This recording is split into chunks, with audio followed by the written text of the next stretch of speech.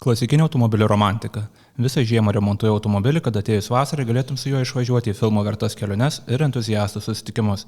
Nesibaigiantis linksmieji kalneliai, kaip po linksmos išvykos pamatai tepalų dėmę ant kiemo trinkelių, ar pasidžiaugęs pasibaigusią restauraciją vėl išgirsti brangiai skambantį stuksenimą. Vis tiek verta. Sveiki, su jumis tinklalio Pirmanių mazgas ir aš, Nodum.lt autorius Paulas Mažika. Tiksliau ne tik aš. Šiandien su manimi yra ir Lietuvos istorinių transporto priemonių išsaugojimo asociacijos Retromobilė prezidentas Ramūnas Kardelis. Tai sveiki, Ramūnai. Sveiki, Pavelai. Apie istorinės transporto priemonės ir pakalbėsime, bet prieš tai noriu pakviesti klausytojus išsukti į šio įrašo aprašymą, kur rasite nuorodas į aktualius straipsnius, taip pat nuorodas į Nodum.lt ir Retromobilė socialinius tinklus. Ten taip pat yra nuoroda ir į Nodum.lt Contribui puslapį, kur galite tapti šios tinklaldės ir svetainės rėmėjais. Ačiū visiems, kurie remia, klauso, skaito, komentuoja, peikia, giria ir taip toliau. Tai kalbėsime su Ramūnu apie istorinės transporto priemonės, apie jų reglamentavimą ir apie Retromobilę asociaciją. Prieš tai noriu pasakyti, kad aš seku jūs socialiniuose tinkluose ir mačiau, kad neseniai su Retromobilė lankytės Lenkijoje ir Čekijoje. Tai kokie įspūdžiai iš tos kelionės, kaip jums, ką įdomaus pavyko pamatyti ir patirinėti? Jo, jeigu, kaip minėjot, Pavelai, sekėt mūsų socialinę erdvę, tai iš tiesų mes esame keliautojų organizacija. Tikrai nežinau kitos tokios organizacijos Lietuvoje, kuri tiek daug keliauja su savo kolektyvu. Mes keliaujame tiek su kemperiais, tiek su lėktuvais, tiek su lengvaisiais automobiliais į įvairiausius renginius. Šį kartą mes nusprendėme, jog mums reikėtų apsilankyti Čekijoje, būtent konkrečiai Tatra muziejuje. Ir vienam ir kitam Tatros muziejuje, na ir pakeliui, žinoma, aplankyti dar kitus muziejus esančius Lenkijoje. Tai yra labai didžiulė pažintinė kelionė, tiek kolektyvo prasme, vien su kitu bendraujant, tiek, žinoma, praplečiant savo akiratį. Tai mes į metus organizuojame ne vieną tokią kelionę, keliaujame, važiuojame. Ir mums tas patinka, prisikaupiam begalį daug įspūdžių, tiek matomų socialinėje erdvėje, tiek mūsų rate grinai klubiečių, taip kad mums tas yra labai svarbu. O kokių galbūt įdomesnių automobilių pavyko pamatyti? Ar... Jo, iš tiesų, tai didžia dalimi mes buvom truputį šokiruoti Čekijos pramonės potencialų.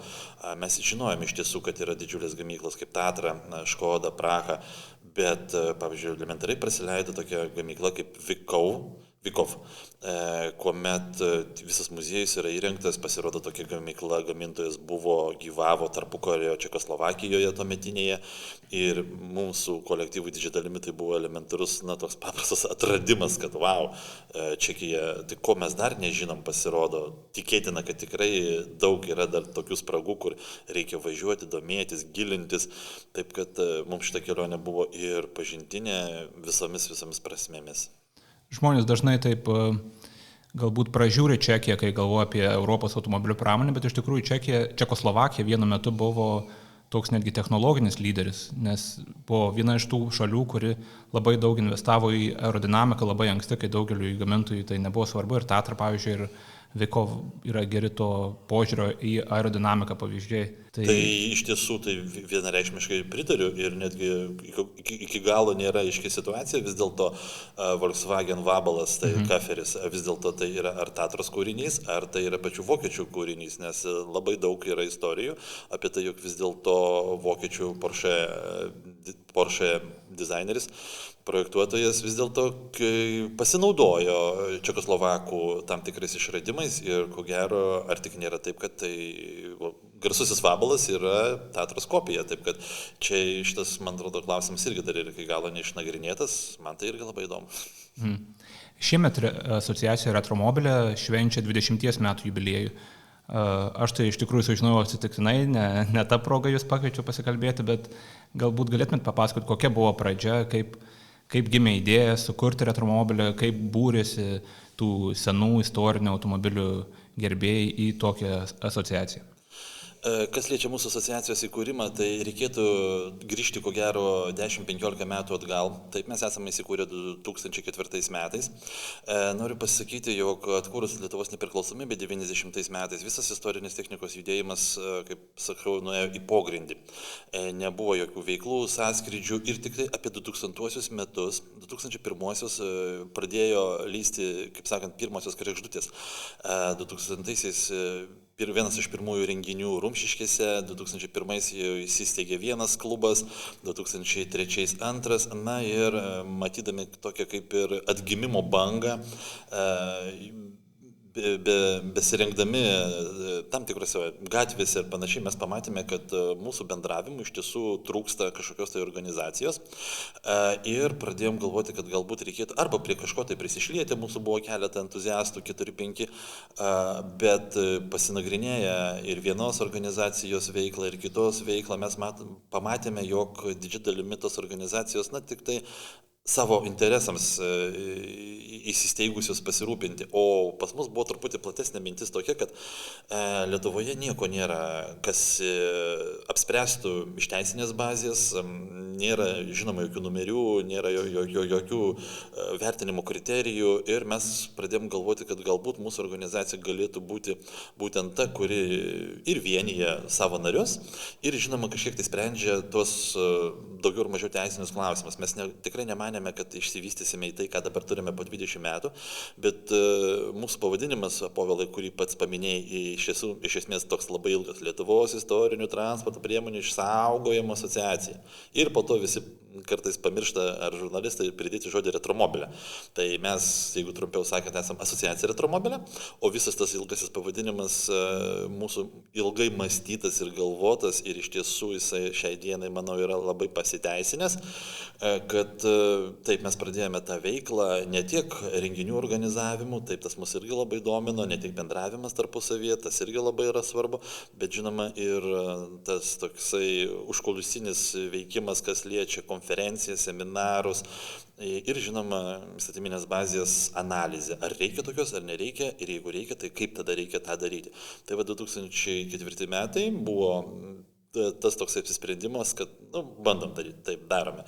4 steigėjai buvo, mes, kaip dabar prisimenu, Kaune tėvynės kavinėje pasirašėme steigimo sutartį ir po visiškai pradėjo plaukti prašymai įstoti į klubą ir išsivystė tai, ką mes dabar turime po 20 metų. Prieš pradedant įrašinėti, jūs mane pataisėte, aš sakiau retromobile. Iš tikrųjų reikia sakyti retromobilė, kaip perpetuum mobile, amžinasis variklis, taip ir retromobilė, taip labiau lotyniškai, nes amžinasis variklis kaip ir tie amžiniai automobiliai, ar ne, tai daugelis žmonių tą pavadinimą skaito neteisingai, ar ne? Pirmas kartas šito neteisingo pavadinimo nuskambėjimas įvyko 2014 metais, atidarant mums pirmąjį muziejų Kaune Dariaus ir Girėno gatvėje, mus sveikino tuometinis Kauno meras Andrius Kupčinskas ir jisai ištarė žodį retromobile. Tai aš po šią dieną nepamiršiu visų mūsų narių nuostabos, nes mes pirmą kartą išgirdome mūsų pavadinimą, tariant kažkaip tai kitaip. O po to jaunai kartai tai labiau prilipo ir jie mano, kad tai kažkaip labiau su anglicizmu susiję. Ne, tai iš esmės yra griniausias lotyniškas pavadinimas, kuris turėtų būti skaitomas kaip retromobilė. Tai yra išsaugojimo asociacija, tai galbūt galėtumėt paminėti, ką įdomiausio, keiščiausio, netikėčiausio esate aptikę ir išsaugoję, žinoma. 20 metų veiklos istorija iš tiesų yra labai įdomi ir visą apimanti, tai mes kaip ir pabrėžėme, kad mes esame labiau Lietuvos. Lietuvos autopramonė nėra tokia labai gausi, bet kaip pavyzdys yra Lietuvos kūrybos autobusai Kagai, Kauno autoremonto gamyklos. Tai mes iš tiesų dėjom nemažai pastangų būtent surasti tokių autobusų, identifikuoti juos. Tai šiai dienai mes turime savo žinioje netgi 7 tokias transporto priemonės. Kai kas yra jau restauravimo eigoje, bandom prikelti. O kitas niuansas yra ne tiek autobusai, kiek tarybinio laikotarpio, to tokio juodojo laikotarpio, tamsiojo laikotarpio, okupacijos laikotarpio savadarbiai automobiliai. Tai yra savadarbiai, mes kaip sakome, jie yra gaminti ne tam, kad žmogus kažkaip tai pasidžiaugtų, o iš vargo. Žmogus negalėjo nusipirkti nei Zaporožiečių, nei Volgos, nei Žiguliuko tais laikais, o rankas turėjo auksinės. Ir mes štai tokius auksarankius bandome surasti jų eksponatus pagamintus, kitaip tariant, tos vadinamas savos gamybos automobilius, kurie tais laikais laikais buvo, kaip išsigelbėjimas, jie būdavo užregistruojami ir su jais buvo galima pilnavertiškai dalyvauti viešajame eisme. Tai mes ėmėmės taipogi kitos linijos, surasti kaip galima daugiau Lietuvoje pagamintų savadarbių transporto priemonių. Šiai dienai mūsų žinioje yra arti 10, tokie kaip Vairas, Eurika, Mikram, Alrekas, Svajonė. Tai yra unikalu, kaip žmonės iš nieko sukūrė štai, pavyzdžiui, tokius automobilius. Ir šitas pastangos ir mūsų paieškos tęsiasi 20 metų ir tikiu dar ateityje tikrai tęsis, nes žinome dar keletą eksponatų, kur tai sunkiau prikalbinti žmonės, tai žiūrėk, jau paveldėtojai visiškai nesidomi tais eksponatais, taip kad čia yra dar viena tokia linija, tai čia mus tas domina, būtent kas liečia Lietuvos būtent istoriją. Bent kelis jūsų paminėtus tuos savadarbius istorinius automobilius galima apžiūrėti Molėtuose. Molėtuose mūsų nario stovi automobilis Svajonė, kiti savadarbiai stovi pas mus Retromobilio Šeduvos muziejuje, o dar kiti laukia savo eilės restauracinėse dirbtuvėse. Ir iš tikrųjų labai gaila, kad iš to tarpukario laikotarpio, kai Lietuva iš tikrųjų turėjo automobilių, daugelis galvoja, kad tai buvo labai toks vargingas laikas, bet Lietuvoje iš tikrųjų buvo labai įdomių išskirtinių automobilių, tiesiog visiškai niekas neišliko. Žinokit, tarpukario laikotarpio Lietuvos transporto istorija yra, mums asmeniškai man yra labai skaudi, nes aš elementariai imu pavyzdžius mūsų šiaurinius kaimynus Latvius ir Estus. Jeigu 39 metais Lietuvoje buvo registruotų privačių transporto priemonių registre 2300 vienetų Lietuvoje, tai tuo tarpu Estijoje, kuri yra mažesnė teritorija, mažesnė savo gyventojų skaičiumi, jų registruose buvo registruota virš 6000 transporto priemonių būtent asmeninio naudojimo. Latvijoje arti 4000. Tai, būkim, kaip čia sakant, biedni ir teisingi, pripažinkime, kad mes esame agrarinė šalis, mes nuo arkliuko toli nenuėjome ir kas liečia transportą, kas liečia tą judėjimą, tai, pavyzdžiui, Baltijos šalis imant, tai mes, kaip čia sakant, paskutiniai. Bet tiesiog iš to laiko net ir buvo mažai tų automobilių, bet tiesiog visiškai nieko nebeturim. Mes neturime dėl to, kad neturime kultūros, neturime iš savo vidinio suvokimo, kas tai yra per transportas, būtent ant tarpukario. Nes po karo tai buvo tarybiniais laikais nemažai tų vadinamų išlikusių trofėjinių transporto priemonių, ar tos, kurios yra likusios tarpukaryje, bet jų visiškai savininkai visiškai nesidomėjo jų istorija. Jiems reikėjo nuvažiuoti iš taško A į tašką B. O kaip gauti tuo metu kažkokias tai reikalingas dalis, variklius, mazgus ar panašiai? Žinoma, tik tai iš tarybinės technikos. Tai tarybinės technikos mazgų pilna tose vadinamuose tarpukario transporto priemonėse ir su originalumu tai jau nieko bendro nėra. Tuo labiau atėjo 90 metai, atsidarė sienos. Ir tada prasidėjo dar didesnis košmaras istorinės technikos išsaugojimo prasme, nes visi masiškai puolė pirkti golfus, pirmus, antrus, audinės, šimtinės vadinamas 80-tus perikadnekus, o kaip geriausia juos pirkti, kažką žinoma galbūt galima parduoti. Tai ne vieną aš istoriją žinau ir šiai dieną netgi turiu pavyzdį, kuomet dar anksčiau, kuomet transporto priemonių registrą atlikdavo policija, tai prie policijos būdavo keičiamisi automobiliai, gudresnis žmogus atvežęs, šiuo atveju galiu netgi pasakyti, Golfą antrą, jį iškeitė į 39 metų antikvarinį automobilį, vienas prie vieną, nes žmogus atvažiavo į policiją paprasčiausiai nurašyti šitą automobilį, nes jo su juo nevažinėjo ir paprasčiausiai sunaikinti, kad ant jo nekabėtų. O žmogus sutapo, atvažiavo registruoti antrą Golfą 87-88 metų, tais laikais beveik apynaujis ir gavosi tokie mainai. Tai vienas, kaip čia pasakius, pasielgė toliaregiškai, o kitas, kaip čia pasakius. Mhm. O kaip ir kada jūs pats asmeniškai pradėjote domėti sena technika? Kaip jūs tikriausiai vaikystėje susidomėjote? Nes įdomus pats momentas, kai žmogus tiesiog pamato kažką galbūt įdomaus, galbūt kažką įspūdingo, įdomų išskirtinį automobilį ir tiesiog pradeda domėtis, pradeda, kaip pasakyti, sirgti tą automobilių maniją. Jo, pas mane istorija yra, nežinau, gal ir paprasta. Šiaip aš esu pats Vilnietis, atvažiavau 95 metais mokintis į Kauną ir tame Kaune begyvenamas, bepamatydamas, aš vis matau, kad tas mašinėlės, jos yra tokios pilkos, atsiranda tos naujos, bet žiūriu, kad senesnių neatsiranda.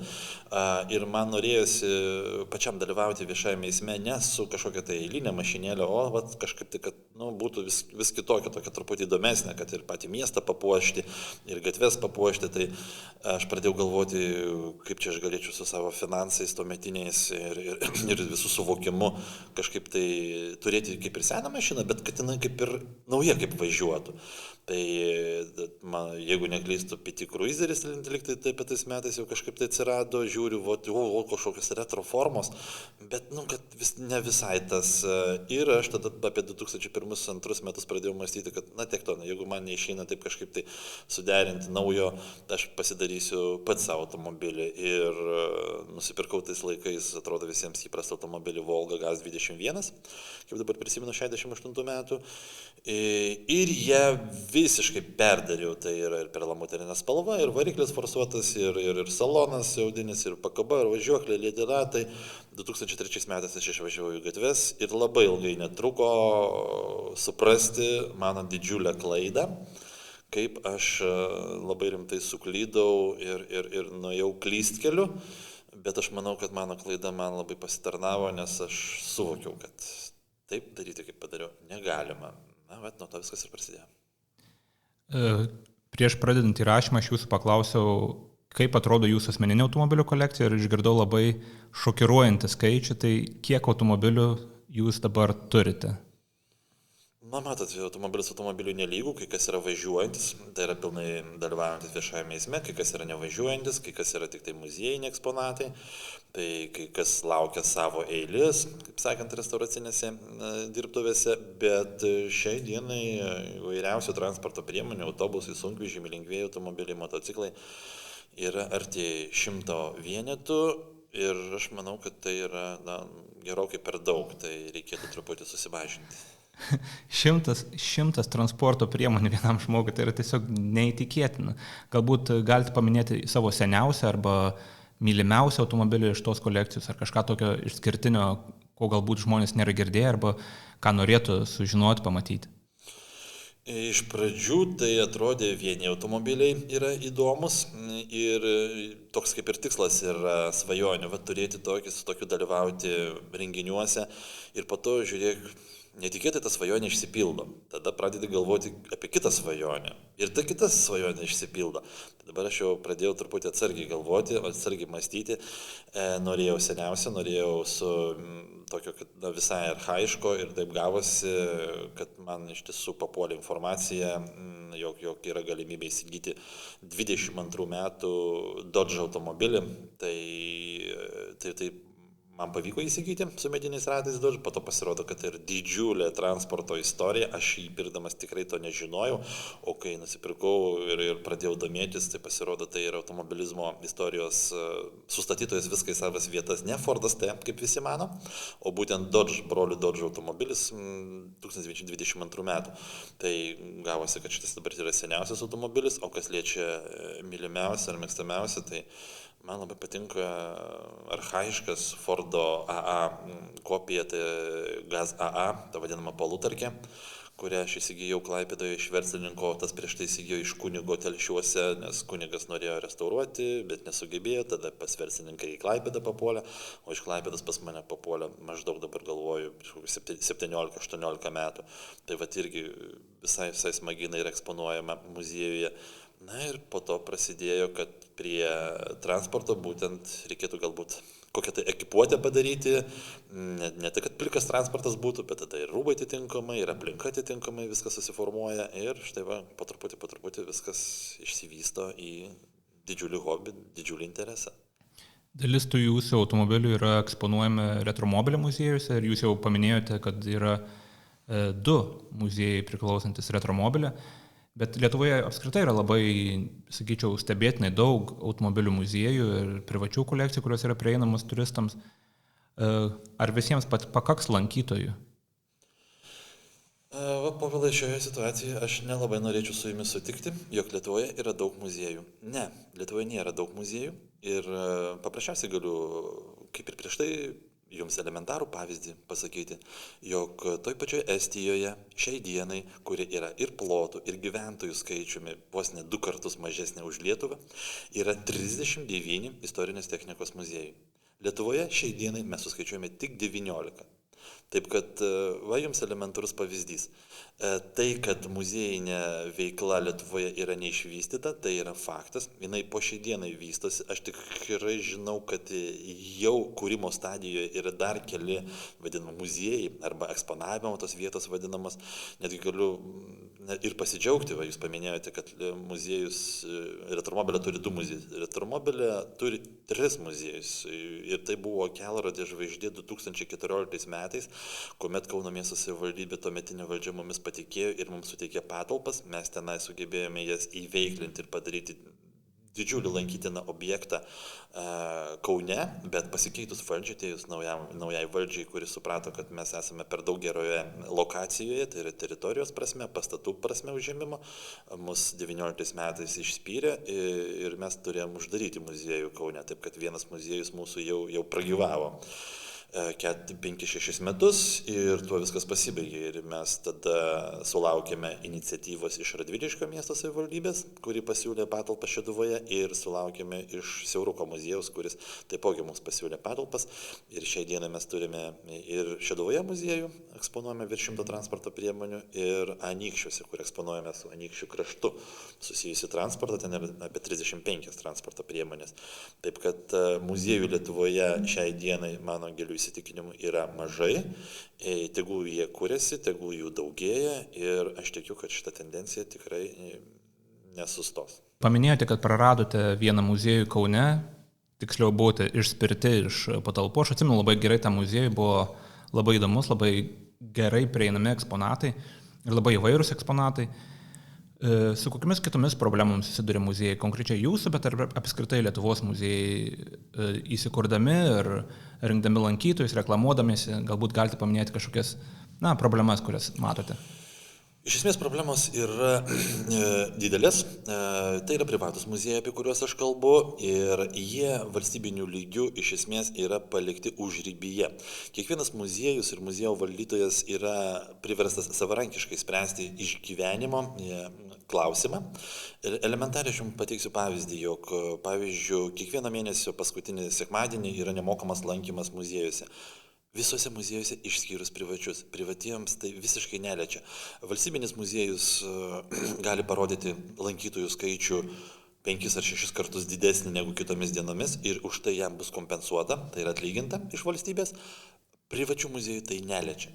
Ir va štai net elementarus toksai pavyzdys, kad sunku privatiems muziejams išsilaikyti, nes visa koncepcija organizavimo prasme jiems nieks nepadeda.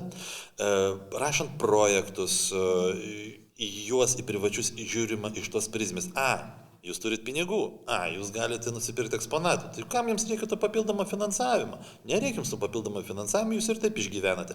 Ir va štai toks valdininkų požiūris yra labai skaudus ir jie paprasčiausiai nesuvokia, kad tas savininkas, kuris įkūrė muziejų, jisai įkūrė ne dėl to, kad jis turi daug pinigų, dėl to, kad jisai yra kažkuria prasme patriotas ir nori išsaugoti tai, kas yra ir demonstruoti visuomeniai. Ir štai va privatus muziejai ir va, mūsų konkrečiai mes susidurėme su tuo neigiamu požiūriu ir bandome tą požiūrį keisti, koreguoti, bet čia yra didžiulė problema ir mums labai sunkiai sekasi tiek projektus rašyti, tiek įtikinti kultūros tarybą, kad vis dėlto kažką tai reikia keisti ir kažką tai daryti, kad mes taipogi turime teisę gyvuoti.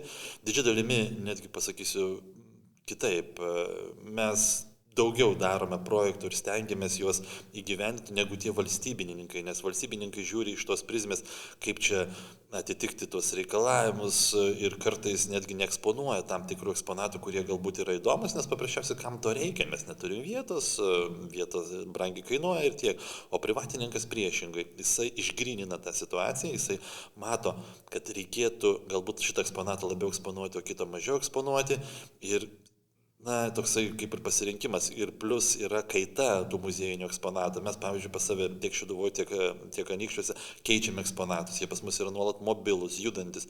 Valstybinio muziejaus, netgi paimskime to pačio šeštam forte įsikūręs Vytauto didžiojo karo technikos muziejus, tai ten eksponatai jie yra didžia dalimi negyvus, ta prasme, tokie statiški. Tu jo nepajudinsi, nei į renginį tu jį pasikviesi, nei į tą elementarų kažkokį tai filmavimą, nieko. Nes jie yra nevažiuojantis. O kaip mes sakome, mūsų transportas jisai genda stovėdamas ir mums tas yra labai svarbu. Dėl to, na, tas toksai prasilenkimas gaunasi su valstybininkais ir šiuo atveju, Povilai, yra didelė problema. Tas Kauno muziejus, kurio nebeliko, yra geras pavyzdys, nes muziejaus netekote ne jūs, bet apskritai muziejaus neteko kauniečiai, muziejaus neteko turistai, kurie galbūt būtų net nebūtų, bet jie keliavo į tą muziejų ir domėjosi to muziejaus eksponatais ir matė, kaip jie iš tikrųjų keičiasi, kaip jie nėra visada vienodi, kad į muziejų verta sugrįžti dažniau ir to muziejaus tiesiog nebeliko. Aš elementarų pavyzdį pasakysiu, kad 2014 metais mes savarankiškai dalyvaudavome muziejų naktų programoje, tai yra toks europinis, netgi ir pasaulinio lygio projektas, kuomet muziejai veikia naktį. Ką reiškia naktį? Tai reiškia, kad muziejus realiai veikia iki 7-8 valandos vakaro, užsidaro ir viso gero. Taip yra su visais valstybiniais muziejais ir mes tą pamatę buvom tikrai šokiruoti. 2015 metais mes nusprendėme muziejų naktį gyventinti tikrąją to žodžio prasme. Visą naktį mes po Kauno miestą vežiojame žmonės su autobusais, su sunkvežimiais, padarėme didžiulę programą vaikams, paišėme autobusus. Ir kažkas tai tokio įvyko, muziejus realiai veikia visą naktį su apšvietimais, su gidais, su pasakojimais ir gavosi taip, kad mes kaip naujokai buvom pripažinti ir įtraukti į 5 Europos muziejų naujienų apie tai, kad štai kaip pavyzdys reikia organizuoti muziejų naktų programą. Tai realiai mums patiems nerealiai tai patiko, visą naktį mes buvome veiksme, išsiskirstėme apie 7 ryto jau išaušus, bet tai vyko gyvenimas ir Kaune vyko gyvenimas ir visi tą matė, bet atėjus nauja valdžia nusprendė, kad patalpos ir teritorija yra turbūt brangesnė negu mūsų vykdoma veikla, ir visa istorija. Ir toje vietoje, kai anksčiau būdavo turistų, aš tikrai esu buvęs tame muziejuje bent kelis kartus ir ten būdavo žmonių iš užsienio, kurie ateidavo į tą vietą, dabar ten tiesiog yra, toks. Ta vieta buvo įtraukta į TripAdvisorį, mes turėjom labai gerą įvertinimą, važiuodavo autobusai, pradėjo traukti ypač skandinavai turistai, jie vykdavo į Kauną specialiai, dėl mūsų muziejus nakvodavosi viešbučiuose, kavinės lankydavosi, buvo didžiulis traukos objektas visam miestui, visam šitam regionui, bet įvyko taip, kaip įvyko. Ir konkrečiai Aleksote, toje vietoje praktiškai dabar turistams nelabai yra ką veikti. Bet turim. Taip, tai jūs paminėjote, kad jūsų technika kartais dalyvauja filmavimuose. Galbūt galėtumėte paminėti kokį nors filmą ir tiesiog pavyzdį, kur buvo jūsų technika ir kaip ji suvaidino ten. Tai visi filmai, kurie yra filmuojami Lietuvoje, tiek užsienio kompanijų, tiek Lietuvos kompanijų, tiek apie tarpukario Lietuvą, tiek apie karą, tiek pokaris, žinoma, yra naudojama ir eksploatuojama mūsų technika. Vienas iš garsiausių projektų ir toks sudėtingiausias, tai mano manimu yra HBO projektas Černobylis, kuomet mes filmavome 1986 metų balandžio mėnesio įvykius būtent Černobylio atominėje elektrinėje, kuomet buvo daug technikos, daug sunkiosios technikos, buvo didžiuliai reikalavimai, tai mes buvom priversti pasitempti. Mes esame visose dalyvavusi projektuose tokiuose kaip Pelėdų kalnas, dabar taip staigiai net nepasakysiu, pasipriešinimas Defiant su Danieliu Kreigu, su holivudinėm žvaigždėmis filmuojamės. Žinokit, nepasakysiu nei vieno filmo, kur nėra reklamos įvairiausios ir panašiai. Tai mes žinome, kaip tas yra veikiama, kaip daroma, kad technika turi važiuoti, jinai būti autentiška, būtent tam laikotarpiui. Tai iš vienos pusės mums tas patinka, nes mes techniką savo pravaikome, jinai neužsistovi muziejuje, o iš kitos pusės papildomas lėšos kūrui irgi nepamaišo. Ar HBO sumokėjo už Černobylio techniką? Jo, tikrai sumokėjo. Čia ir buvo vienas iš rimčiausių projektų, kuomet buvo tokie niuansai, kuomet, kad fotografuoti filmavimo aikštelėje negalima, bet nei filmuoti, nei fotografuoti, baudos didžiulės, tave stebėjo, žiūrėjo, bet mes to ir nepiknaudžiaujame. Tai numeriai, kad negalėtų kartotis, nes būna, kad kai kurie daro numerių, neužtenka valstybinių, tai ten keičia, o šiuo atveju aš buvo labai aukštam lygyje. Ir po to žiūrint filmą, mes žinoma tą matėme, aiškiai buvo panaudota gal tik tai 10% ar ten 5 dalis to, ką mes ten filmavom, visą laiką tai būna, bet prisiminti smagu. Galbūt pakalbėkime apie istorinio transporto priemonių statusą, istorinius numerius. Ir Lietuvoje po truputį daugėja automobilių su tais H numeriais. Istorinį statusą gali įgyti originalūs bent 30 metų amžiaus automobiliai ir kitos transporto priemonės, kurie yra nenaudojami kasdieniams tikslams. Ir jie atneša tam tikras privilegijas. Galbūt galėtumėte paminėti tuos pliusus, privalumus istorinių numerių ir kodėl žmonėms verta jų siekti, jeigu jie turi seną transporto priemonę. Statusas istorinis buvo įvestas 2010 metais, pakeitus saugaus eismo automobilių keliais įstatymo nuostatas.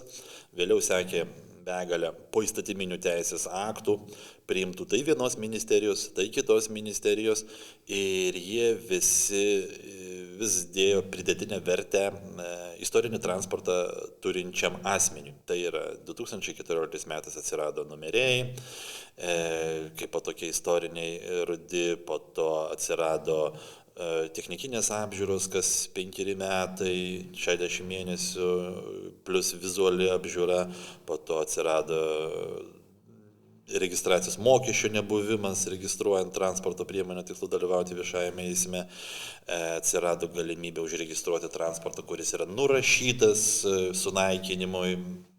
Tai po truputį dėjosi metai iš metų ir susipliusavo į tokį didelį pliusą, kuomet istorinės technikos gerbėjas pamatė, kad taip, jisai turėdamas istorinę transporto priemonę gali įsigyti išskirtinius numerio ženklus, kurie jį identifikuoja viešajame eisme, jisai gali pamiršti ilgesniam laikui technikinę apžiūrą, tai jo nevargina.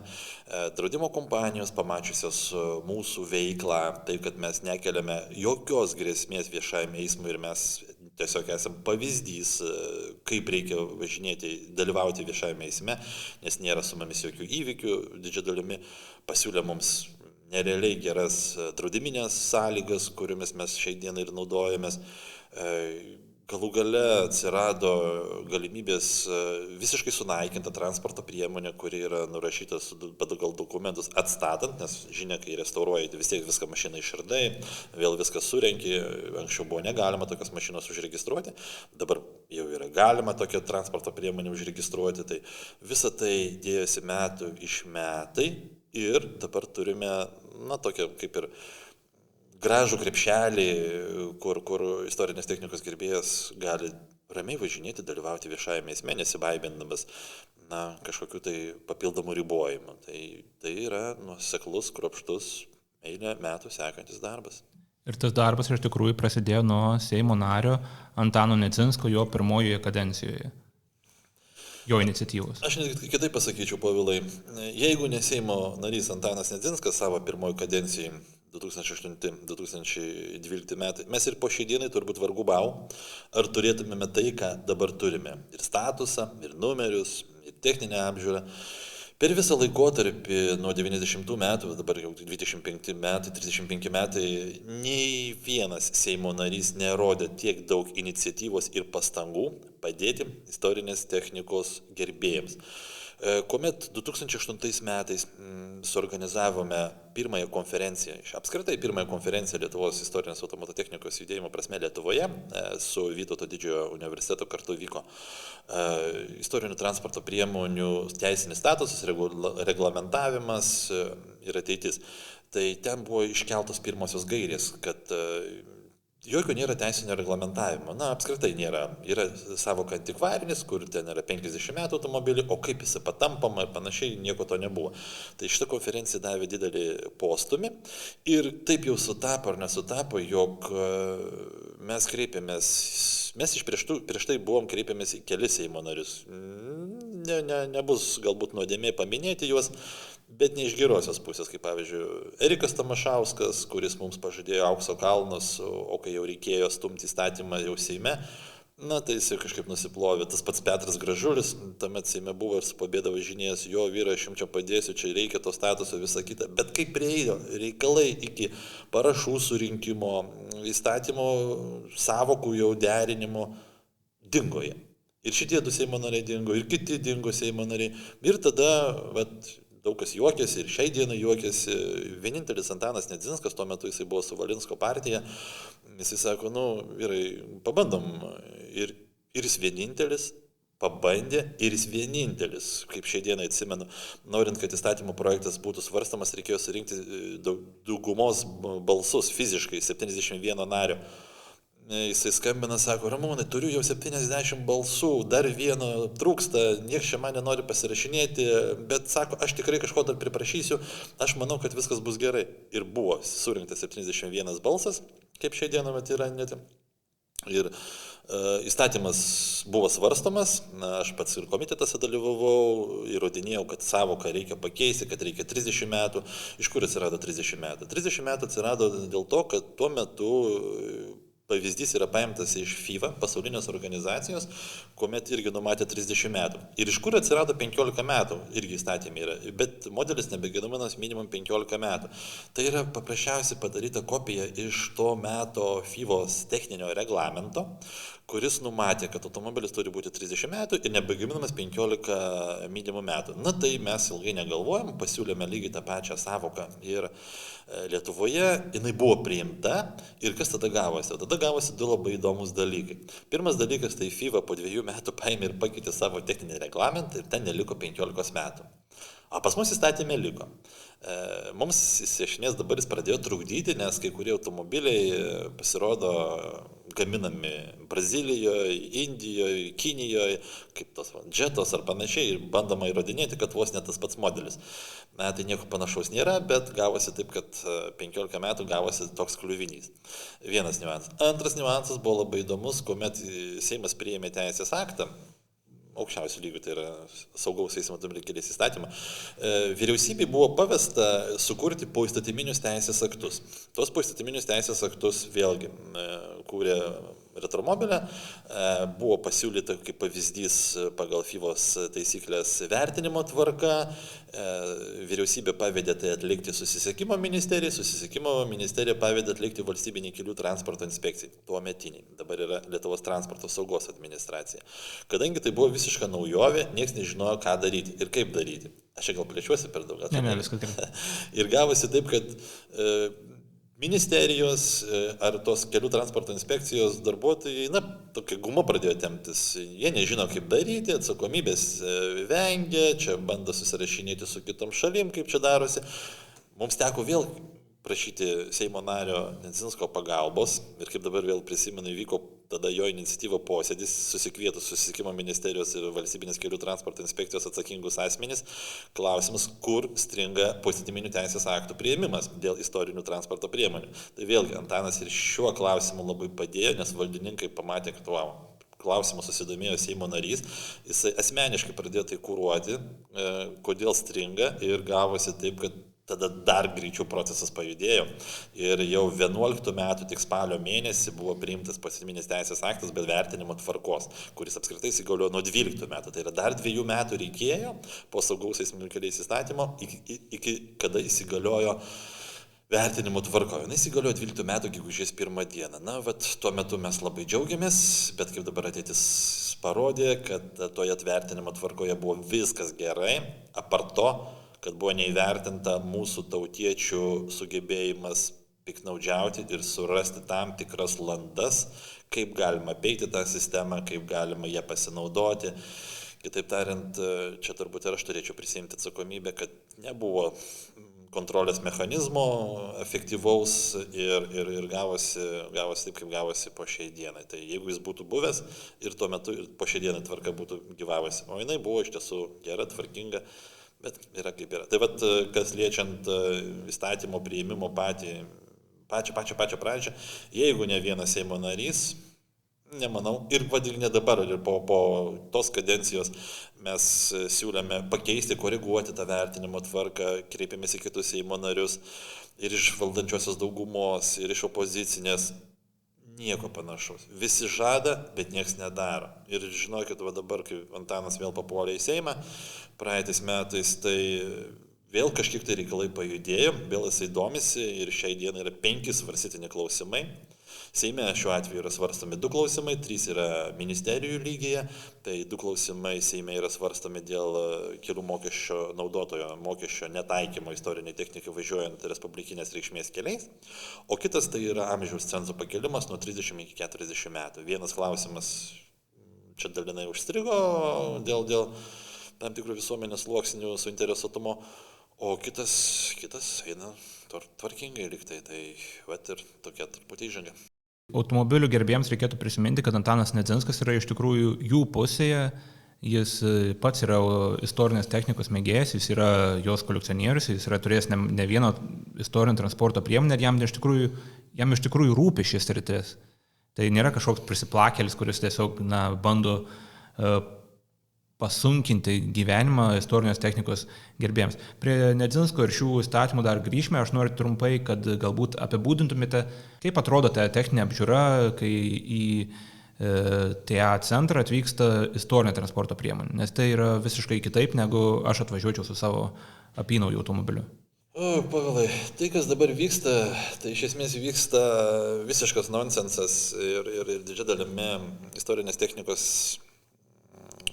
technikos savininkų atžvilgių didžiulė nepagarba.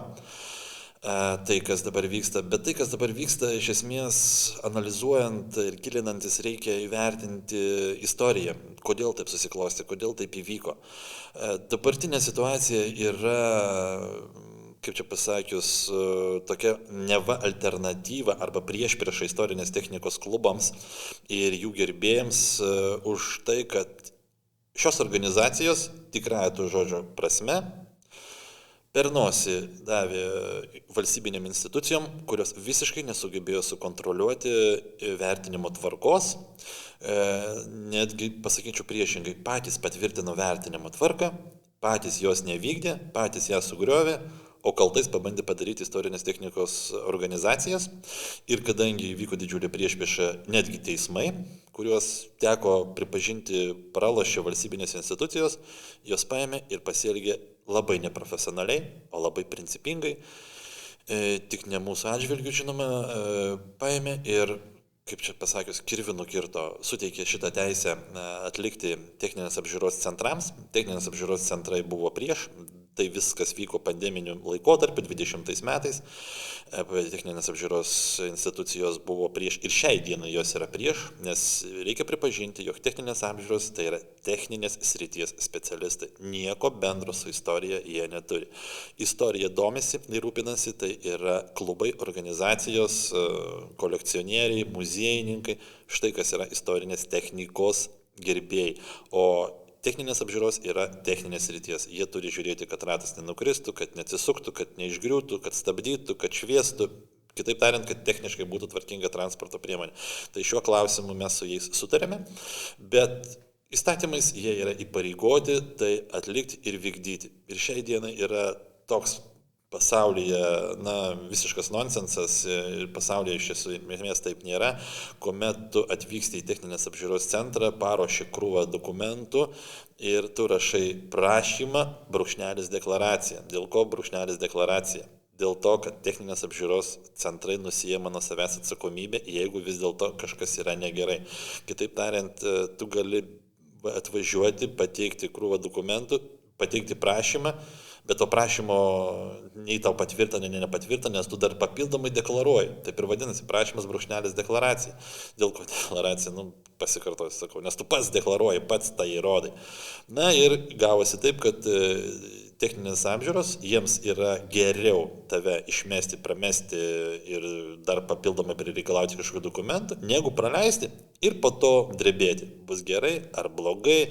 Ir prie menkiausio klaustuko iškilusio mūsųgi atveju, man atrodo, labai elementaraus ir pavyzdžiui, kuomet tu restauruoji transporto automobilį 3 metus, 4 metus, tugi žinai apie jo istoriją viską, kokios lemputės turi būti, kokios padangos, stiprintuvas, net panašiai. Jau didesnio specialisto, kas liečia, tavęs nėra. Ir kuomet tu nuvažiuoji į techninę apžiūrą, ir iš ties pradeda tiesiog yra to žodžio prasme tyčiotis, kad čia netokios lemputės įdėtos ir pabandyk tu su jais pasiginčyti. Vienas kits žodis, žmogus restauravęs 3-4 metus, žinoma, pradeda karščiuotis, nervuotis, nes ką jis 3-4 metus darė, tai kaip į kvailių laiko. Ir gaunasi piktumai, pykčiai, ten žmonės irgi susinervina ir tada tau parodo duris ir viso gero. Tai tada gaunasi žmogus pradeda nervuotis, kam tas istorinis statusas. Aš ir be jo apsėsiu, man jo nereikia ir panašiai. Na ir toks užburtas ratas gaunasi. O techninės apžiūros žmonės, aš juos pilnai suprantu, jie bijo prisimti rizikos, jie bijo atsakomybės ir paprasčiausiai, parodo duris, ir tokia tvarka. Po truputį praėjo 5 metai nuo tos vertinimo tvarkos, jinai įsigaliojo tiesa 21 metų balandžio 1 dieną. Pirmais kartais buvo labai sunku, buvo daug skundų, buvo daug nepatenkintų, šiai dienai kažkuria prasme susitaikėme. Ir techninės apžiūros specialistai jau pradėjo atskirti pelus nuo grūdų, mato, kas kaip prie ko, bet tokia situacija yra tikrai negera, jinai yra netinkama. Ir iš mano prieš tai paminėtų 5 klausimų, kurie yra sprendžiami, tai vienas iš klausimų yra vertinimo tvarkos koregavimas, jo pakeitimas, vis dėlto, kad tai turėtų atlikinėti istorinės technikos žinomi specialistai, o ne techninės kaip yra šiai dienai. Tai tas klausimas yra po truputį gvildenamas, sprendžiamas, žiūrėsim, ateityje tikėsimės, išspręsime ir jį. Reikėtų paminėti, kad tie techninės apžiūros specialistai, techninės apžiūros centrai iš tikrųjų net nelabai ir nori daryti tos techninės apžiūros istoriniai transporto priemonės, nes jie tiesiog nesupranta jos taip gerai kaip istoriniai klubai.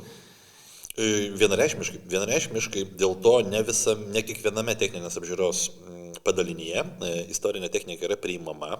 Yra tik tai sąrašas, berods 13 ar 15 stočių per visą Lietuvą. Ir pavyzdžiui, tu turėdamas Pakruojyje techniką, tu Pakruojyje jos nesusitvarkysi, turėsi vežti transportą ir pirmiausiai į Šiaulius, kaip pavyzdys. Tai yra tikrai nepatogumas, bet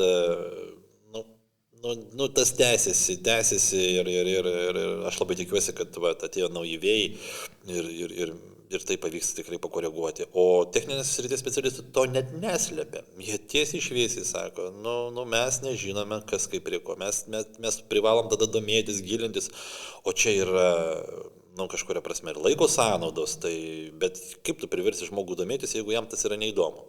Nepriversi.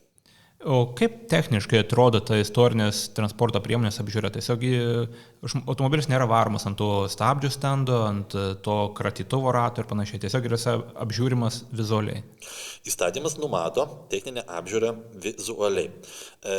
Bet vėlgi, mes jau turime patirties ir tai yra susikaupusi tam tikra nuostata, kad vis dėlto vizualiai apžiūra yra nelygų. Žiūrint į pačią transporto priemonę, jeigu yra atvažiuoja ir matosi, kad jinai iš savęs jau vos klibanti, vos judanti ir ten jau čiut neduris krenta, tai vienaip, bet kuomet tu matai, kaip čia dar dažais kvepianti transporto priemonė atvažiuoja ir jau ten daug mažiau klausimų gali kilti dėl jos techninio stovio, tai ir visa situacija vizualiai taip. Savoka, nuostata iš esmės veikia, bet patikrinimai irgi vyksta, CO galbūt mažiau žiūrima ant tų kratytuvų, tai vėlgi kai kurie tikrintojai atsiklausia savininko, ar gali to daryti, kiti to neklausia. Tada vėlgi mes sulaukėme skambučių, o čia mano mašina tokia 36 metų, norint volų varyti, kratyti, tada reikia grįžčiau pasakyti, kad vyrai, įjunkit blaivų mąstymą vis dėlto, kur kas kaip prie ko, tai visokių būna niuansų. Aš kaip sakau, kad ir inspektoriai, tie tikrintojai irgi kartais ne tą koją išlipa iš lovos, įvyksta konfliktas, žodis po žodžio, laukai nesueina, savininkas mano, kad jisai yra visiškai teisus, bet konfliktai neišvengiami. Tai kas liečia techninį stovį, tai mums kaip ir problemų mažiau yra, ten turi būti technika tvarkinga, negali būti stiklai įskilę, negali būti ten, kad stabdžiai prastai stabdytų. Istorinė technika bet kuriuo atveju turi būti techniškai tvarkinga, tai čia nediskutuotina, viskas čia yra gerai, bet kartais yra perlenkiama lazda. Taip, ir tai yra viena iš priežasčių, kodėl kai kurie labai senų istorinių automobilių savininkai nenori tų istorinių numerių, arba bent jau jų nesiekia, nes ta techninė apžiūra ir tai yra toks papildomas nesklandumas, jeigu jau turi numerius paprastus valstybinius. Bet to istorinių automobilių negalima modifikuoti stipriai. Ir jų negalima naudoti kasdien. Kaip yra su tuo reikalavimu, kad jie negali būti kasdien naudojami, nes ridos tai jų niekas netikrina? Saugaus eismo automobilių keliais įstatymai yra nuostata, kad istorinė transporto priemonė 30 metų, 15 metų modelis nebėgiamas ir nenaudojama kasdieniniams reikmėms. Tai yra pakankamai ir plati, ir visapimanti savoka, bet štai jau nuo 12 metų jau eina 13-14 metai šitos tvarkos. Ir didžia dalimi jokių piknaudžiavimų nėra. Taip, jūs teisus, Pavilai, ridos nieks neskaičiuoja. Kažkokiu papildomu dokumentų pildyti išvažiuojant iš garažo nereikia. Gali važiuoti ir naktį, gali važiuoti ir dieną, gali ir žiemą važiuoti, bet problemos tame nėra. Taksi paslaugos jomis yra neteikiamos, kažkoks krovinys su sunkvežimiais nevežamas, jeigu kažkoks žmogus su istoriniu automobiliu atsiveža malkų į savo kiemą, tai tikrai nemanau, kad tai yra kažkas yra negerumas. Kažkoks papildomas komercinės eksploatavimas nevyksta. Tai, kad nuvežamas vestuvės, krikštynos, aš manau, kad tai yra tiesiog net ir gražu ir tai yra papildomas ir savininkui kažkoks tai, akstinas turėti tokį gražų tvarkingą automobilį savaitgalį išvažiuoti, ne tik į renginį. Tai aš manau, kad tai irgi prisideda prie teigiamybės, kad taip, tai viskas yra gerai. O kažkokių ribojimų, patirtis parodė ir dabar toliau rodo, kad problemų tame nėra. Tai galbūt grįžime prie Antano Nedzinsko ir dabar siaurose ratuose plačiai aptarnėjimo jo siūlymo, jo inicijuojamo siūlymo, jo ginamo siūlymo didinti istorinių automobilių, istorinių transporto priemonių amžiaus ribą iki 40 metų. Kaip galbūt tai vertinate? Jau mes šiek tiek tai palėtėme, kad ta 30 metų riba buvo numatyta pagal tarptautinių organizacijų precedentą, bet dabar norima padaryti, kad 40 metų senumo automobiliai galėtų įgyti tuos istorinius numerius. Jo, aš tik tai priminsiu, kuomet įstatymas buvo priimtas 10 metais ir ten buvo 30 metų riba, tai atrodė automobiliai būtų iki 80 metų.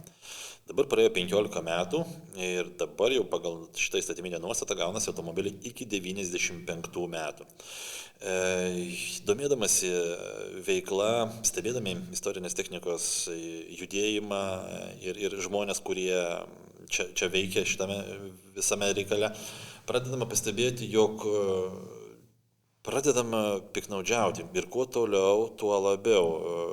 Žmonės už 200, už 300 eurų perka automobilius 90, 91, 89 metų ir minimaliai, net nerestauravę, net neaptvarkę, juos bando padaryti istoriniais, įdant turėtų galimybę naudotis tą pačiam techniniam apžiūrom, nemokamai parkuotis tam tikrose miestuose, įvažiuoti į tam tikras šventes, nemokamai, kitaip tariant, gaudo naudą, be jokios išliekamosios vertės tikslu išsaugoti automobilius.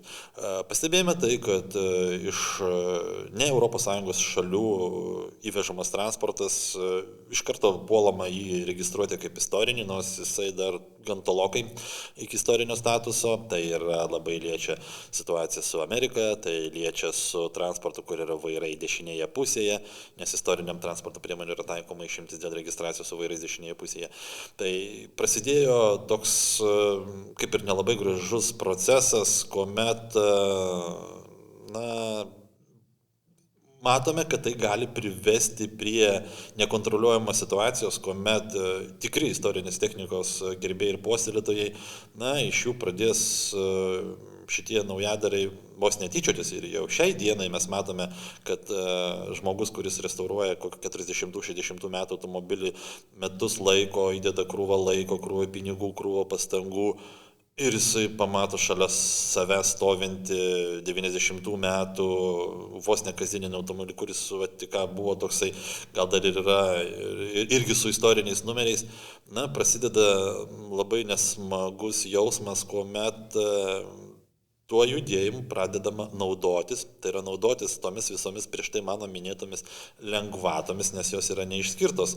Koks skirtumas, ar tai automobilis 68 metų, ar 99, ar šiuo atveju, atsiprašau, 94-95, tai jokio skirtumo. Ir štai pradedama mąstyti ir galvoti, vis dėlto, ar tas 30 metų terminas, jisai yra adekvatus mūsų sąlygomis. Čia dabar girdžiu visokius niuansus, kad Europoje yra kitaip, pasaulyje kitaip yra, tebūnė tam pasaulyje kitaip, bet yra pasaulyje ir kitų pavyzdžių, kuomet automobiliai iki 80 metų, iki 70 tik tai istorinį pripažįstam, Estai irgi jau numatė 35 metus, bet ir tai sako, kad 35 metai yra per mažai. Galų gale, analizuojant ir pasaulinės tendencijas ir dalyvaujant FIBA veikloje, jau kalbos eina apie tai, kad vis dėlto 30 metų čia kažkas yra negerai. Ir aš net nebejoju, kad dar vieni metai, dar kiti metai prasidės šitas didesnis judėjimas link sendinimo kitose šalyse. Esame įsitikinę, jog šituo sprendimu siekiama užbėgti problemams už akių,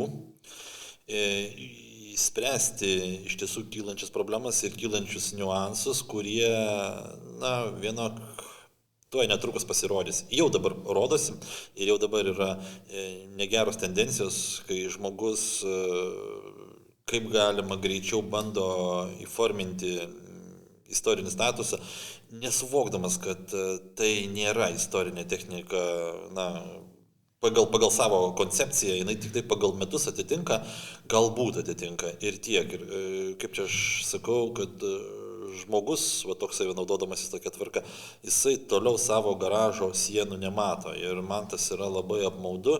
Ir tą supranta didieji kolekcininkai, tą supranta muziejininkai, tą supranta iš tiesų istorinės technikos gerbėjai, kurie galbūt yra tiek ir vyresnės kartos, tiek ir savo suvokimu mato negeras vykstančias tendencijas, tai yra akivaizdų piktnaudžiavimą. Reikia pripažinti, tos lengvatos, jos kažkuria prasme ir paskatino piknaudžiauti. O ką jau čia slėpsi, taip ir yra. Antanas Nedzinskas tai pavadino istorinio statuso devalvacija, kad istorinis statusas praranda tą savo reikšmę, praranda tą kabutėse istoriškumą, nes tiesiog visiškai kasdieniški automobiliai arba tie tokie labai populiarūs automobiliai pradeda nešioti tą istorinį statusą, net jeigu yra, iš esmės tinkami važiuoti į darbą. Tai taip ir yra. Ir iš tiesų vyksta nuvertėjimas, tai vyksta to veido praradimas šiai dienai su tokiamis transporto priemonėmis ir tokiais asmenimis, kurie to piktnaudžiauja.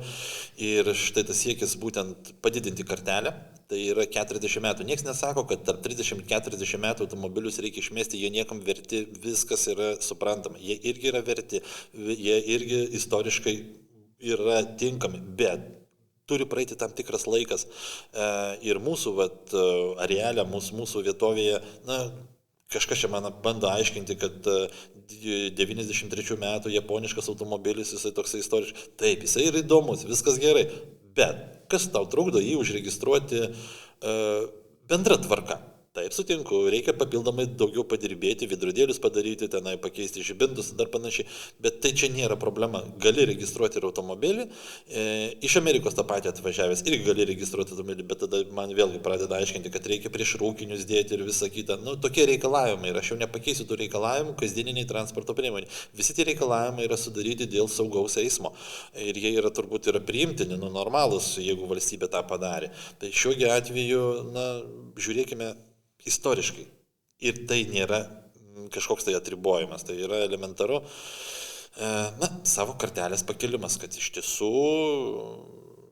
tebūnė 40, nes ir galbūt čia vėlgi mes Lietuvoje esame tokie pirmūnai, čia bėgam prieš traukinį, kaip čia kažkas bandė išsireikšti. aš nebijau to, tegul būname. Ir gėlai, mus pavyzdžiui rodys po metų, po kitų, mus kaip Lietuvos istorinės technikos gerbėjus rodys pavyzdžių ir net nebejoju, kad ir kitose šalyse prasidės šitie procesai. Jau po truputį vyksta, gal ne taip masiškai, bet tai laiko klausimas. Iš tikrųjų, kai pagarsėjo šis Nedzinsko siūlymas, Vilniuje įvyko šioks toks nedidelis automobilių protestas ir visų pirma, tai jame net ne visi automobiliai turėjo tos istorinius numerius ir atrodo, kad žmonės nesuprato esmės to pasiūlymu, kad tie automobiliai, kurie yra galbūt 95 metų gamybos, jie iš tikrųjų jiems nereikia tų privilegijų, jie gali įveikti įprastus techninės apžiūros reikalavimus, jie gali būti naudojami kasdien, tai jiems tiesiog tai nėra būtina. Nes 95 metų automobiliai iš tikrųjų be problemų įveikia įprastą techninę apžiūrą, tai kam? Iš tiesų tai taip. Vienas dar niuansas įvyko labai apmaudi klaidelė, kuomet buvo pasiūlytas įstatymų įgyvendinimas nuo balandžio 1 dienos. Tai čia galbūt furorą didesnį sukėlė. Ten iš esmės yra apsirikimas. Įstatymas turėtų įsigalioti galbūt ir po metų, galbūt netgi ir nuo tų pačių 27 metų sausio 1 dienos, įdant tie, kurie dabar restauruoja transporto priemonės ir tikisi to istorinio statuso, gal vis dėlto būtų tam tikras laikas, kad jie susitvarkytų visą tai. O taipogi galbūt buvo neiškomunikuota, ar tinkamai neiškomunikuota, kas bus su tomis transporto priemonės, kuris yra tarp 30 ir 40 metų ir ar jos praras statusą ar nepraras statusą. Galbūt nebuvo tinkamai iškomunikuota, kad tarp 30-40 metų transporto priemonės nepraras vertinimo tvarkos, nes tai yra kiti klausimai, kaip ir aš minėjau pokalbio pradžioje, yra 5 svarstytini klausimai. Tai vienas iš tų klausimų vertinimo tvarka, vertinimo tvarkos koregavimas. Tai kitaip tariant, jeigu jau tu turi istorinį automobilį, tai tu ir turėsi jį ir toliau. Žinoma, jeigu papildomai nemodifikuosi ir pats kažkaip tai neperdarysi jo, tai šiuo atveju tavo istorinis statusas turi ir jisai išliks. Aš netgi mačiau žiniasklaidoje, kad po šio įstatymo įsigaliojimo jaunesni nei 40 metų automobiliai, berods daugiau nei 1000 jų praras tą statusą ir turės būti perregistruojami. Tai tiesiog yra netiesa ir netgi 33-35 metų ir panašiai senumo automobiliai galės turėti tos istorinius numerius ir jų nereikės perregistruoti kaip kasdieniškų. Tai yra tiesiog klaida. Taip, žinoma, yra klaida, visuomenės klaidinimas, o per tą klaidinimą ir gaunasi tokia situacija paradoksali. O iš kitos pusės pasakysiu trumpai taip. Tiek muziejai, tiek klubai didžia dalimi visi yra už 40 metų. Netgi dar griežčiau, kas iš mūsų nori ir 50 metų ribą padaryti. Ir kuomet vyko diskusijos, ypač aktyviai diskusijos vyko praeitų metų pabaigoje, tai kai kurie klubai išreiškė gan kategorišką poziciją, jog vis dėlto turėtų būti 50 metų ir žiūrim ir į ateitį dar toliau ir viskas, ir šitie klausimai tuo turėtų pasibaigti. Tai ir šiai dienai kalbant su vienais ir kitais, 40 paimtas kaip kompromisas, kad gerai, bet tikrai ne 30, nes 50, jau gal čia ir daugoka, bet žiūrint į solidumą dar didesnį, tai kodėlgi ne 50. Tai priimtas sprendimas, klubai apsitarė tarpusavyje ir buvo patikti vieni kiti tokie pasiūlymai būtent į Seimą. Tik tai noriu priminti, jog dar 2017 metais buvo pirmos kregždutės tikslu pakeisti metus. Nes išanalizavus Lietuvos istorinės technikos metų vidurkį, amžių, tai pavyzdžiui, 17 metais buvo 47 metai senumo transporto priemonė. Šiai dienai yra truputį nukritę, beveik 42 metai, to vadinamo vidurkio, bet gavosi taip, kad pavieniai piliečiai, ypač biznieriai, kaip vadinami tie komersantai, kurie šiame įstatyme pamatė tam tikras finansinės negandas savo atžvilgių, kitaip tariant, negalės užregistruoti Amerikono, negalės užregistruoti kažkokio tai Japono, negalės technikinės praeiti ir panašiai, tai liečia finansus. Tai tokie piliečiai pradėjo kelti vajų, triukšmauti, kad ne, 30 paliekame, nes čia viskas yra gerai. Nėra gerai, žiūrint iš istorinės prizmės, nėra gerai iš mūsų istorijos saugojimo pusės. Taip kad šiuo atveju mes palaikome Antano Nedzinsko poziciją ir manome, kad jinai yra tinkama ir jinai turėtų būti įgyvendinta. Antanas Nezinskas žada ir rudų numerių sugrįžimą. Jūs atsimenate tikriausiai, jūs tikrai atsimenate, bet galbūt klausytojai neatsimena, kad pradžioje istoriniai numeriai buvo rudi, panašus į tuos kelio ženklus, kurie nurodo lankytinas vietas. Ir po to jie tapo balti ir istorinių automobilių klubai iš tikrųjų tam prieštaravo, jie norėjo rudų numerių.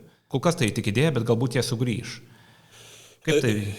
Šiuo klausimu, Povilai, galiu pakankamai išsamei, čia gal net papildomos laidos reikėtų, bet jeigu trumpai, tai 2013 metais buvo sudaryta darbo grupė, šios darbo grupės nariu ir aš buvau, ir vadovu buvau paskirtas, apie tai, kad reikėtų pakeisti į istorinės technikos automobilių numerius į kitą formatą. Kadangi nuo 12 metų jau buvo istorinis statusas, tai tas buvo galima įgyvendinti. 13 metais prasidėjo diskusijos, reikėjo pakeisti Lietuvos standartą 1447. Toksai buvo patvirtintas ir mums tą pavyko padaryti 14 metų Liepos 1 dieną. Regitros generalinis direktorius pasirašė įsakymą, kad jau galima daryti rudo formato numerius. Mes iš pradžių norėjome daryti juodo formato, bet juodo formato nedarėme dėl dviejų priežasčių. Dėl to, kad tai su kariuomenė panašus yra numeriai ir plus mums privalėjo juodos spalvos atspindėti, fosforuoti numeris būtent, o juodos spalvos fosforas yra pakankamai brangus ir su gamintoju apšnekėjus gavosi taip, kad mes šito keliu ir nenuėjome. Mes taipogi norėjome vietoj H raidelės naudoti I raidelę, tai yra istorinis, bet tuo metu tuometinė regitra iš mūsų išsijokė, kad I tai simbolizuosi su vienetuku, kad tai nesąmonė, negalima į, mes tada pasiūlėme arba A raidę antik, arba H istoriją, labiau galbūt į lotynų pusę. Tai šiai dienai man tik tai labai įdomi regitros pozicija, kuomet tas į raidelį yra naudojama ir šiai dienai viskas yra gerai, tai taip kažkaip toksai juokas prisiminus tų metų diskusijas. Taigi, tuo metu darbo grupė įėjo standartizacijos departamento atstovai, susisiekimo ministerijos atstovai ir tos pačios regitros atstovai. Ir regitros atstovai buvo už būtent tuos rudo formato numerius, kad jie iš tiesų yra informatyvus. Ir ką mes dar pasiūlėme ruduose numeriuose, tai būtent po H raidės du skaičiai, kurie simbolizuoja pagaminimo metus. Tai pavyzdžiui, H63, tai reiškia 63 metų automobilis. H88, tai reiškia 88 metų automobilis. O po to einantis skaičius 001, 002, reiškia tais metais išduoto transporto eilės numerį. Gavosi, kad tokių numerių pagaminimas, jisai užima nuo 2 iki 3 darbo dienų ir jie vos ne kaip vardiniai gavosi, o kaina jų yra kaip eilinių. Tai regitra padirbusi 3 metus su šituo numerio formatu suprato, kad jiems yra baisiai nepatogu, kaip čia aš pasakysiu gal grubiau, reikia papildomai atsikelti nuo kėdės, nueiti prie kito kompiuterio, padaryti užsakymą gamintojui, kad jisai pagamintų, padarytų ir po 3 dienų ateina į tą padalinį regitros būtent rudo formato numeris. Kaip ir viskas gerai, viskas yra ok. Tačiau 17 metais įvyko labai įdomi situacija, kuomet tarnyba, tai yra ne konkurencijos, o kaip čia tas užstrigo, Viešųjų pirkimų tarnyba pateikė išaiškinimą, jog regitra negali daryti vieno konkurso užpirkti visiems numeriams. Priminsiu, jog valstybinių numerių yra 7 tipai – diplomatiniai, prekybiniai, istoriniai, taksi ir tie kasdieniniai. Tai gavosi taip, kad kiekvienam konkursai viešųjų pirkimų tarnyba pareikalavo, jog regitra darytų atskirą. Tai yra ir rudiems atskiras konkursas, taksi atskiras. Regitra suprato, kad jiems yra per daug sudėtinga, nes tai yra labai didelis biurokratinis aparatas. Ką jie padarė? Jie paprasčiausiai sumažino konkursų skaičių. Tai yra istorinius ir taksi automobilius padarė vienos spalvos, panaikino metų nuorodą, paliko tik tai H istoriniams taksi ir padarė vieną konkursą. Gavosi vienas konkursas ir taip tokiu būdu gavosi rudų numerių panaikinimas. Žinoma, mūsų bendruomenė buvo prieš, mes rašėme skundus, mes rašėme prašymus, mes visai kaip apeliavome, kad tai yra negerai, kad dabar kas įvyks, tai per renginį stovės ir rudo formato numeris, ir balto formato numeris. Tai yra pakankamai nesolidu, bet regitrai tai buvo nusispjaut kaip valstybinė institucijai. Mesgi netgi rašėme prašymą, kad padidinkite kainą. Mes sutinkame mokėti ne tokią, kokia yra standartinė kaina, ten 12 eurų, gal mes galime 50 eurų mokėti. Tada man paaiškino kitaip, kad kainas nustato ne regitra, o Vidaus reikalų ministerija. O Vidaus reikalų ministerija yra valstybinė institucija, kuri labai jautriai reaguoja į kainų padidinimą. Ir jeigu parašys, jie priims sprendimą dėl kainų padidinimų valstybinių numerių, tai niekas neatskirs, kad tai yra ar privatus numeriai standartiniai, ar tik istoriniai. Visi suplaks visuomenė, kitaip tariant, suplaks į visą bendrą ir politinių sprendimų tai yra labai negerai, tuo labiau, kad artėjo Seimo rinkimai 18 ar ten, nepamenu kuriais metais ir tikrai ne. Taip, liko tie balti numeriai, šiai dienai tai yra labai nesolidu, labai nerimta, mes padarėme apklausą, apklausa yra mūsų internetiniam puslapyje, ten 99% nori, kad būtų sugrąžinti rudo formato numeriai. Vėlgi, pasikeitus valdžiai dabartiniai, vėlgi Seimo narys Antanas inicijavo diskusijas su Vidaus reikalų ministerija ir su regitra, kuri šiai dienai yra akcinė bendrovė ir tipo jau turėtų kaip ir sutikti su tuo, kad pinigai galbūt gali būti pasiūlymai už padidinti dėl rudo formato, kodėlgi ne, nes pripažinkime, jog visi istorinės technikos gerbėjai, kurie turi šiai dieną baltus numerius, didžia dalimi, tikrai norėtų pasikeisti juos į rudus. Aš pats turiu keletą automobilių su baltais numeriais ir būčiau vienas iš pirmųjų, kuris irgi norėtų pasikeisti į rudo formato numerius.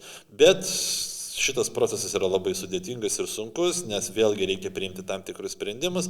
Mes manome, kad tai nesudėtinga, regitra mano, kad tai yra sudėtinga. Ir dabar vėlgi vyksta diskusijos, bet posėdžiai jau yra įvykę dėl rudo formato, kol nėra kažkokių rezultatų, mes visuomenės kol kas neinformuojame apie kažkokius tai pasiektus tikslus, nes pats procesas iš principo dar nereiškia kažkokio tai rezultato.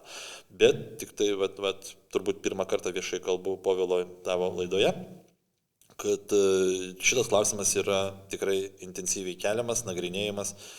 Ir aš tikiuosi, kad mums pavyks vis dėlto grįžti prie to rudo formato numerių. Tuo labiau, kad tai buvo labai puikus pavyzdys ir iš kitų Europos šalių klausė, domėjosi, kaip mums tą pavyko, kaip mums pavyko metus įrašyti į valstybinį numerį, nes visi puikiai dabar gatvėje važiuodant mato, kurių yra pagaminimo metų automobilis. Tai niekam netrukdo, tai yra labai puikiai visuomenės pažinimo priemonė.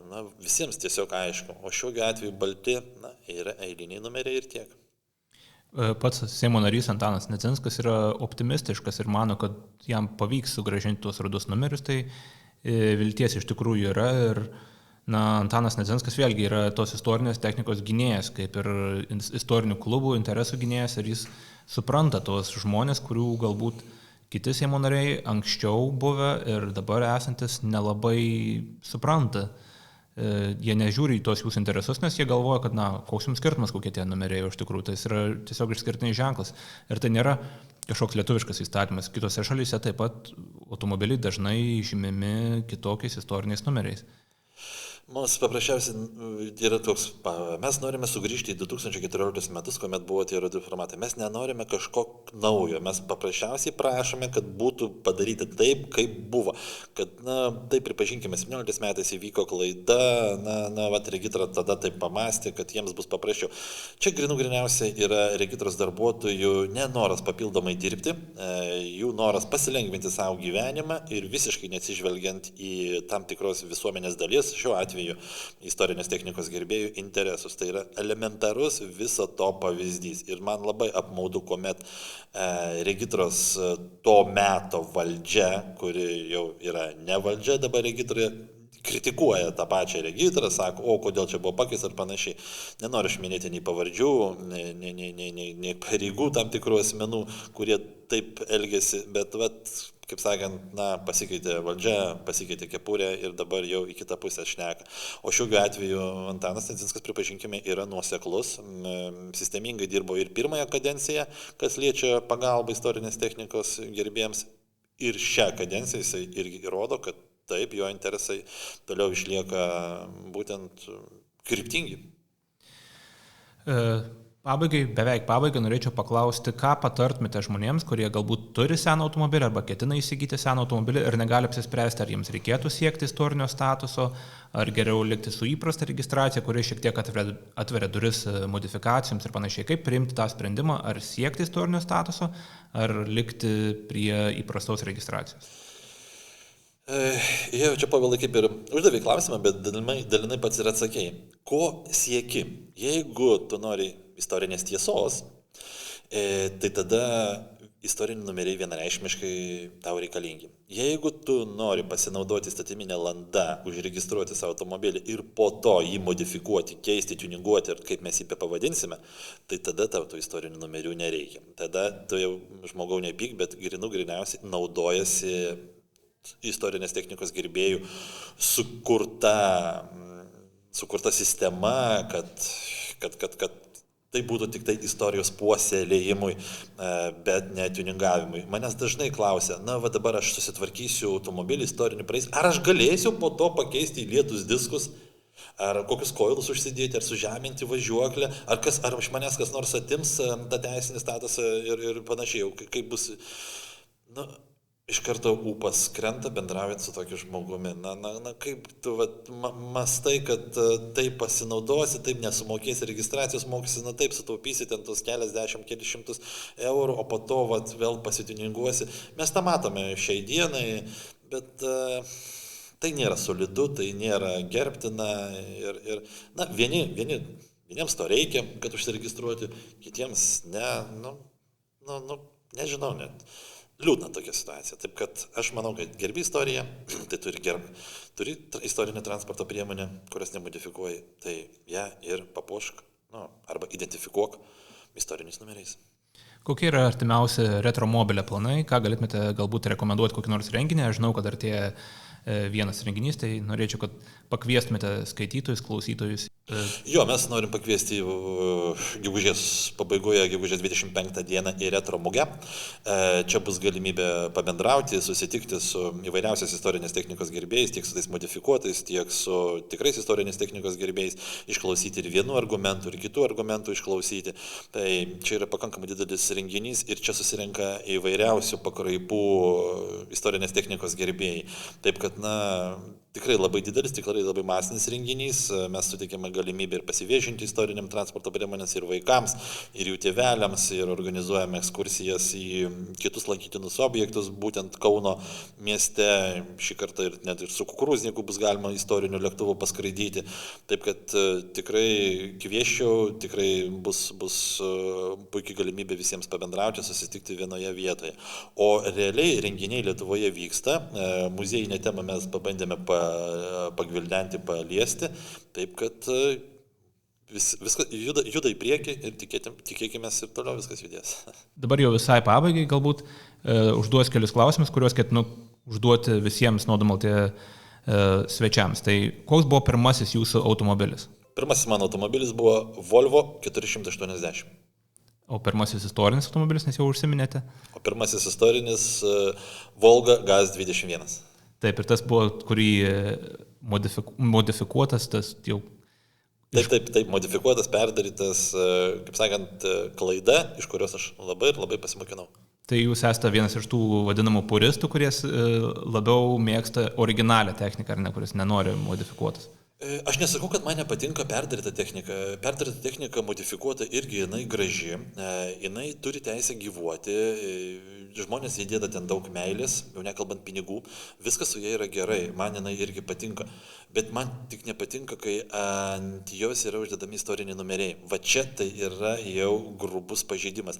Kad jinai dalyvauja viešajame eisme, viskas yra gerai, viskas yra suprantama ir jinai turi teisę dalyvauti. Tikrai yra labai gražių hodrodų, ten tuningų ir verta jos daryti, man irgi patinka. Bet elementariai mes šiuo atveju turime klasikinį pavyzdį, kuomet tokia technika, tokios technikos gerbėjai ir pasinaudoja būtent tą vadinamą ar tai spraga, ar tai landa, kaip mes ją pavadinsime, ir užsikabina tos istorinius numerius. Nes kitokiu būdu jie pagal dabartinį teisinį reglamentavimą neturi galimybės užsiregistruoti ir įsiteisinti savo transporto priemonės. Dėl to jie ir yra priversti lysti į mūsų daržą. Jeigu būtų kita alternatyva jiems, tai aš net nebijoju, jog jie tenai ir nueitų. Netgi man pasiūlymas buvo vienas toksai pusiau šantažuojantis, pusiau juokais, pusiau rimtais pasakyti, Ramūnai, sukūrei teisinę sistemą istoriniam, sukurk sistemą hotrodams ir mes pas tave nelysime. Va, taip tiesiai šviesiai buvo ir pasakyta. Bet sorry, hebra, čia jau nenoriu to užsiimti. Gerai, koks yra jūsų svajonių automobilis? Jeigu tiesiog pamirštume biudžetą, pamirštume, kad kai kurių automobilių tiesiog nėra pardavime, koks būtų jūsų pats svajonių automobilis? Aš dažnai užduodu šitą klausimą savo, bet aš labai bijau svajoti. Aš kai buvau truputį mažesnis, jaunesnis, aš svajojau apie vieną automobilį, aš jį turiu, svajojau apie antrą, aš turiu, svajojau apie trečią, ten tokį nevai kolekciją, jau galvoju, čia iš fantastikos ryties. Vėl išsipildė. Tai dabar aš jau truputį vengiu svajoti. Numatęs planuosi tokį automobilį istorinį, su kuriuo galėčiau be tralo, be evakuatoriaus papildomai kažkur tai važiuoti ir kad jisai nesugestų, kad jisai būtų pakankamai įdomus man sielai, širdžiai, galbūt ir gatvėse įdomus. Tai kažkokio konkretaus automobilio neturiu, tik tai turiu tokią viziją, siluetą, kad tai turėtų būti, nesvarbu, amerikonas ar europietis, tai turėtų būti 60-70 metai ir puikiai techniškai tarnaujantis. Viskas, daugiau tokių reikalavimų nėra. Aš pastebėjau, kad iš jūsų turimų automobilių ir automobilių, kuriuos paminėjote, kad tas laikotarpis tarp 60 ir 70 metų, tie dešimtmečiai jums kažkodėl yra pats mieliausi, ar tai yra klaidingas įspūdis? Aš manau, kad tai yra automobilizmo kaip čia, klasika. Klasiką galima laikyti ir tarpukario automobilius, bet tai yra tik tai vystymosi aušra, ten 20-30 metai. Daugiau ir mažiau automobiliai nusistovėjo ir susiformavo, mano manimu, 50, 60, 70 metų, o po to tik tai prasidėjo glūdinimas. Ir šiai dienai, ką mes matome, tai beveik visi automobiliai vienodi, net jų neatskirsi. O 50-67 metai tai yra tas kaip ir pereinamasis laikotarpis, bet kaip ir dar ne visai, kaip dar gali atskirti ir modelį, kaip dar gali atskirti tam tikrus bruožus vieno ar kito gamintojo. Ir mano manimu, tai yra labai smagu. Tikėtina, ko gero, tie laikai jau nesugrįš. Bet vėlgi, sugrįžtant prie mūsų klausimo dėl 40 metų svarstymo, tai yra susiję dalykai, nes realiai 95 metai, pripažinkime, automobiliai jau beveik visi ir vienodi. Na taip, tai jau buvo, tai 95 metai jau buvo tas laikas, kai automobiliai buvo piešiami kompiuteriu. Jums tikriausiai, manau, patinka automobiliai, kurie buvo piešti pieštuku ant popieriaus. Tikrai taip. Tai paskutinis klausimas, tai keiščiausia, linksmiausia, juokingiausia kelyje įvykusi istorija. Žinau, kad daug keliaujate ir Lietuvoje, ir Europoje, tai galbūt yra kokia nors istorija, kuri būtų tokia, kurią pasakojate draugams vakarėlyje prie židinio šviesos. Jo, iš tiesų tai yra ir, kaip čia aš pasakysiu, keliauti iš esmės yra įdomu, bet sunku. Tačiau jeigu kelionės metu įvyksta kažkoks tai kataklizmas, pavadinkim nelaimė, gedimas. Kelionės metu, žinoma, tave tai išmuša iš vėžių, bet pasibaigus kelioniai, tu su malonumu prisimeni tuos įvykius ir turi galimybę savo draugams pasakoti be galo, be krašto būtent tas istorijas, kaip buvo smagu. Ir klausyti yra smagu, nes tu klausai kažkokio tai nestandartinės situacijos, kas įvyko, ko visai neplanavai. Tai man vienas iš tokių prisiminimų labai įdomus yra. Dabar nepasakysiu tikslių metų, mes su klubiečiais nusipirkome autobusą patį paskutinį iš Šakių autobusų parko, pasiruošėme stilių, pasiruošėme visą aprangą, mes išvažiavom pro vartus, planavome važiuoti jau kaip ir į Kauną, į mūsų dar turimą muziejų, tik tai galvojom, gal ne tiesiai važiuosim į Kauną, nes tik 500 km mes ratą padarysime, prasuksime pro Lazdijus ir mes nuvažiavome nuo Šakių 17 km ir mums variklis visiškai mirė, ta prasme, jisai užkalė, tikrai to žodžio prasme. Mes tam nebuvom nei pasiruošę, nei numatę, bet iš viso to išsivystė tokia smagi tolimesnė kelionė, kad, po šiai dienai mes visi, kurie ten dalyvaujam, pasakojam ją su didžiuliu malonumu, prisiminimu ir vargu bau, ar mes būtumėm tą patyrę, jeigu mes su autobusu iš tiesų būtumėm nuvažiavę, gan sėkmingai. Tai elementarus pavyzdys. Gedimas, kuris buvo nepataisomas tuo metu, tai yra variklio užkalimas, be galimybės toliau judėti, pademonstravo, kad iš viso to gali išsirutuliuoti labai įdomi ir tolimesnė kelionė, ir galų gale istorija. Tai kaip pavyzdys. O kitos kelionės, kaip į užsienį važiuojant, keliaujant, Tai irgi yra tokių variantų, kur nesitikė, įvyksta, tuo metu baisiai susinervini, suki galvą, kaip išsisukti, išsigelbėti. Nu, po to jokiesi iš tos situacijos jau praėjus tam tikram laikui. Sklandžios, tokios paprastos, sėkmingos kelionės yra labiausiai pamirštamos iš tikrųjų. Kai įvyksta kokia nors tokia nedidelė nelaimė, ne tragedija, bet tokia nedidelė nelaimė, tai yra toks dalykas, kurį lengviausia atsiminti ir paskui jau įdomu pasakoti ir įdomu klausytis. Tai manau, kad labai gerai pasikalbėjome apie istorinius automobilius, istorinių automobilių statusą Lietuvoje, kuris keičiasi. Ir noriu padėkoti Jums, Ramūnui, Retromobilio asociacijos prezidentui ir žinoma, Nuodom LT skaitytojams. Dar kartą pakviesiu užsukti į šio įrašo aprašymą, kur rasite nuorodas į socialinius tinklus, aktualius straipsnius ir Nuodom LT Contribui. Ačiū visiems, kurie klausote, ačiū Ramūnui ir susitiksime kitose laidose. Ačiū Jums, Pavelai. Iki.